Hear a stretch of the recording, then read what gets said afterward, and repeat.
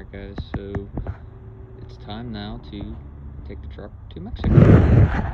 I don't know if this video is going to be in with the tuning or not. I'm going to try to get it in with the tuning, depending on how long the video is going to be. But in this box here,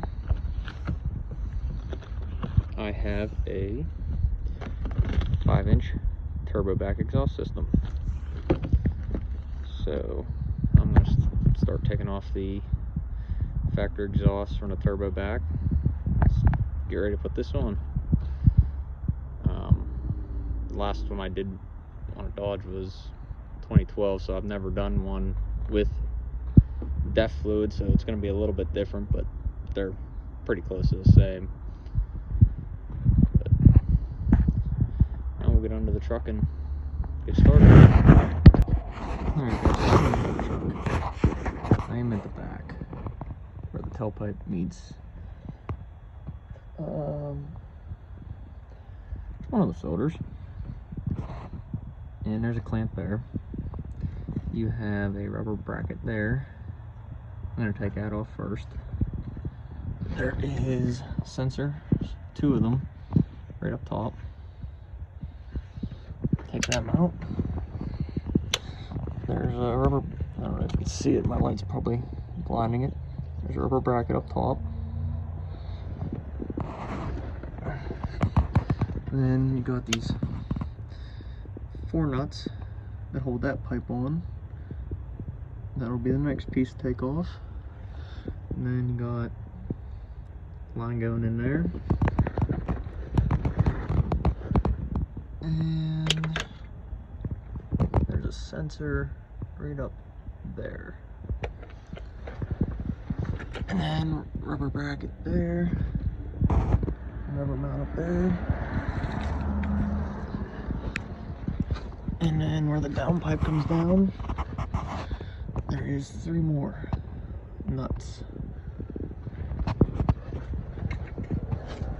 And then obviously where it meets up with the turbo, you have the V-band clamp and another mount. Now I'm going to start the back, work my way forward. There's probably sensors and stuff that I missed along the way coming up through that I did not point out to you guys. Now, I don't know if you guys can see on the camera, but those nuts are pretty rusted and rough. I'm not sure if I'm going to be able to take them all off of the socket or not. I already sprayed everything down with lubricant. But if I have to, I'll use the grinder on them. And then if I ever have to put it back together, I'll just bolt it back together instead of the studs of nuts. But I'm going to start taking that tailpipe off now. Size difference is not that much different. I believe the factory's around 4, maybe 3.5. I think it's 4 though, but it's not that much different. I will eventually have a 5 to 6 inch tip on this truck. I'm just waiting for my powder coat to come in. It's on back order, so I can't powder coat my tip yet. So for now, I'll just run just a regular pipe out the side until it comes in. Alright guys, the first nut was not having it. Go ahead and get a socket down over it. So it is actually welded, spot welded on this side, this clamp is. So I just cut it up right by where it's bolted, so I can just split it open. Next is what's going to be fun, is trying to separate these pipes. I mean, this truck's an 18, has 90,000 miles on it, but it's lived its whole life in Pennsylvania, so I think maybe, no, it's been in Pennsylvania its whole life, I believe. I don't think it was in New York, but so it's been installed its whole life, so it's kind of, stuff's kind of rusted together. It's gonna be a little hard to get it apart.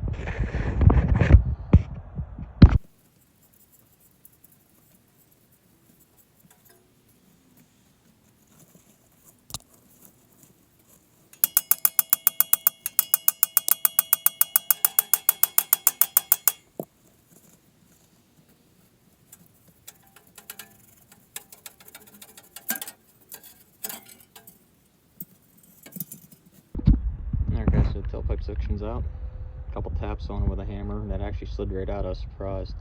Took me longer to get this stupid rubber mount off it than it did to get it to come off that pipe.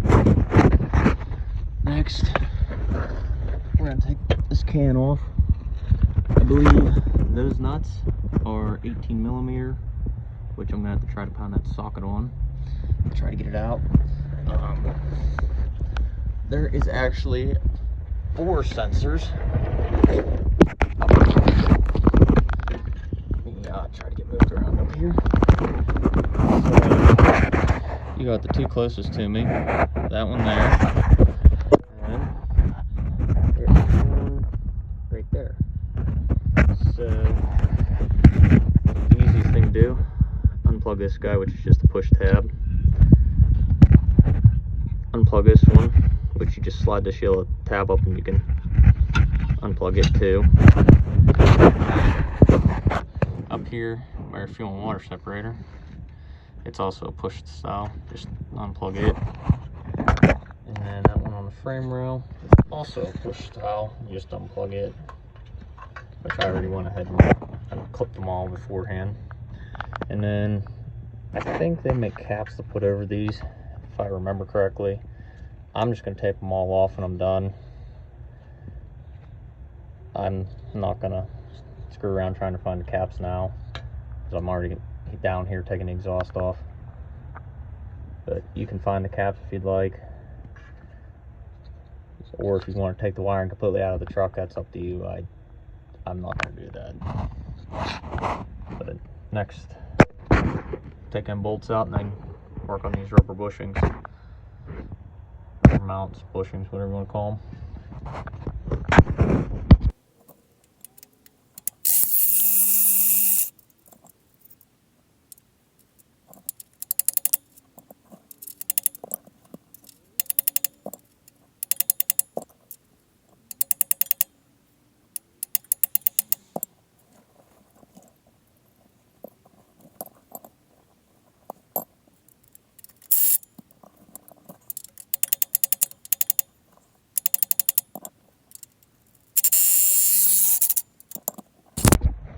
Alright guys, so I got all the nuts off and loose. I believe they're 14 millimeter.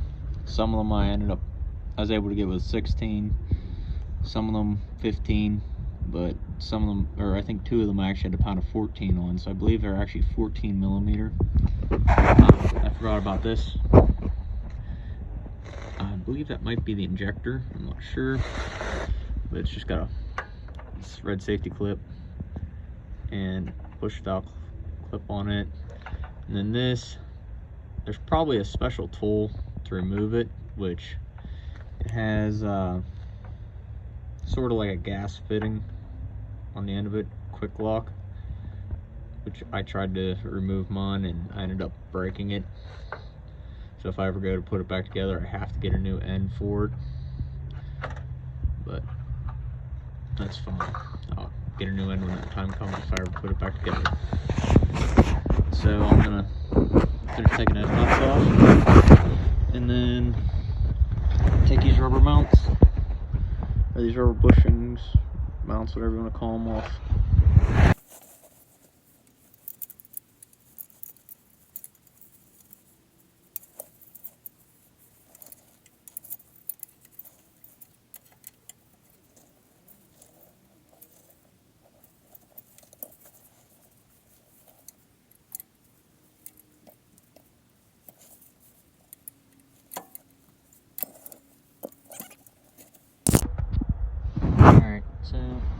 So the first canister's out. I'll show you a better aerial view of the sensors and stuff. You could probably take them 2 bolts out, pull that out, and then work with this after you get the exhaust out. You got a rubber hanger there, 2 rubber hangers right there. You got one sensor wire there, 1 sensor wire there, 1 there that's on the frame rail, and 1 right here that goes up by the rear fuel filter. Alright, next we'll get the other one out. Okay, so there is 1 plug right on top is there's a line here and a line right up.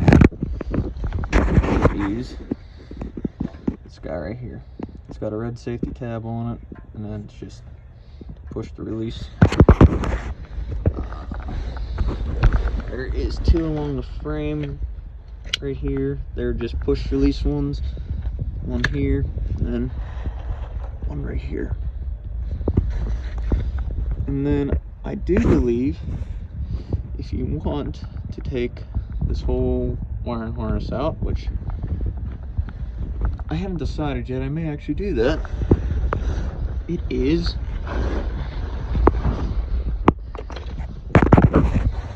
right here. And I think there's a plug right above it too, a little one right there. So if you want to take it out, I believe you unplug it here, unplug that little plug right up there, and you can pull out all the wiring harness. Then I'd tape that off or cap it off so you don't get anything in it. I gotta pull the 3 nuts off here, which they're rusted. Probably pound a couple sockets on them and get them out. And then take this canister out.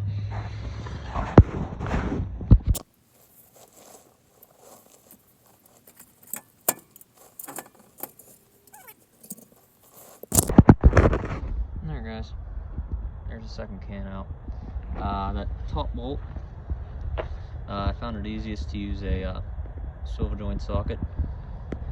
If you don't have one of those, regular swivel would work fine. Same thing with these ones. I believe they're 14mm, but with mine being as rusted as they are, I've used anything from a 16 to a 14 to get them off.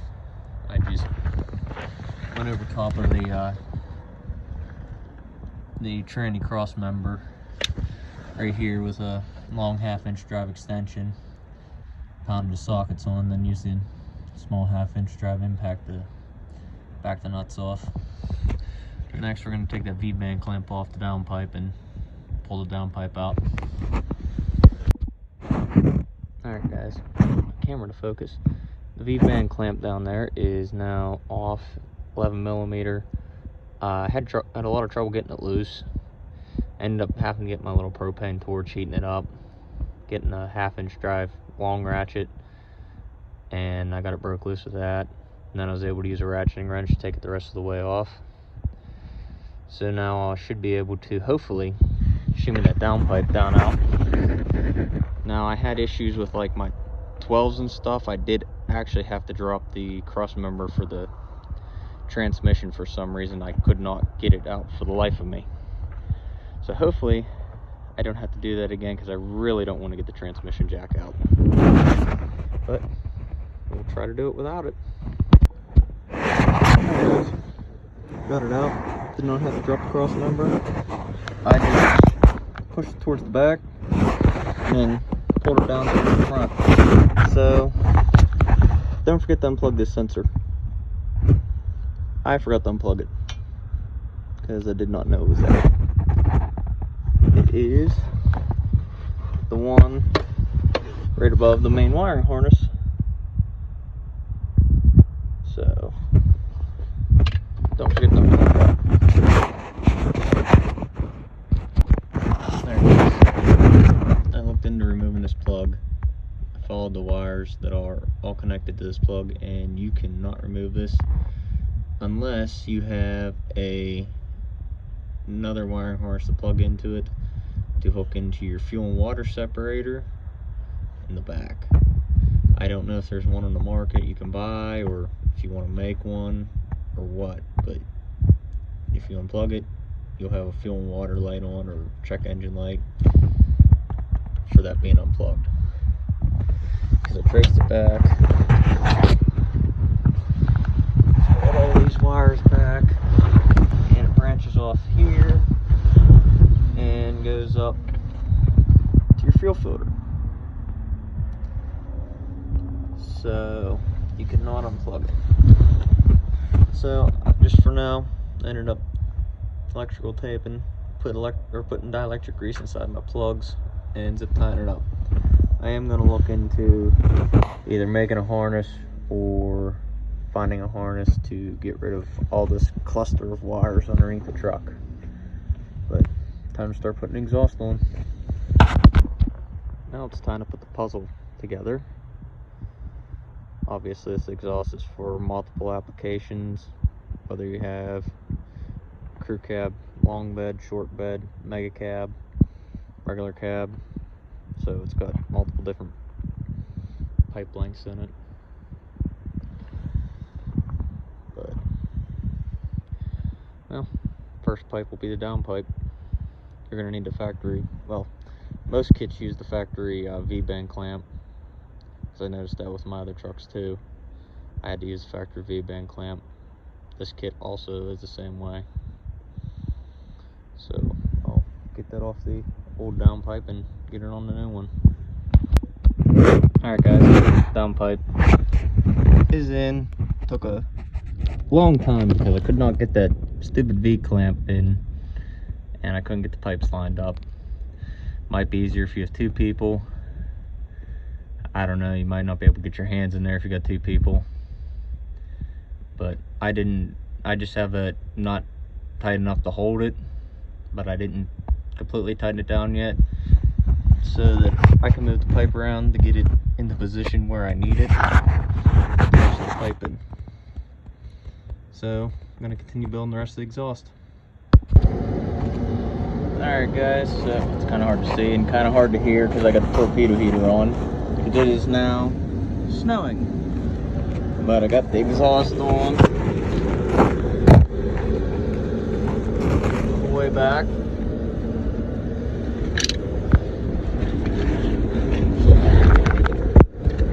Get out. Now, I'm not going to cut it yet for two reasons. One, I got a tip to put on it, and two, the one rubber mount at the back doesn't line up properly, and I gotta get a different rubber mount. So when I get that, I might cut it then, or I might wait till I put the tip on. But, yep, the exhaust is on now. So now I just gotta get it tuned and it's ready to roll.